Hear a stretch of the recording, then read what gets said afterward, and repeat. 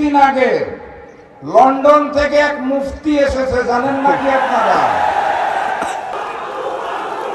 সংগ্রামী সাথী এবং বন্ধুগণ, মাত্র 35 দিন আগে লন্ডন থেকে এক মুফতি এসেছে, জানেন নাকি আপনারা?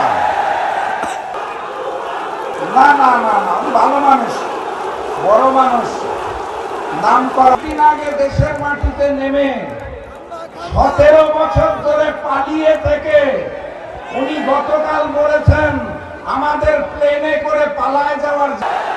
17 বছরে যে ভিডিও কলে স্কাইপিতে মিটিং করেছেন, জুমে মিটিং করেছেন, তখন বাংলাদেশের কোন লন্ডন নামক এলাকায় আপনি ছিলেন?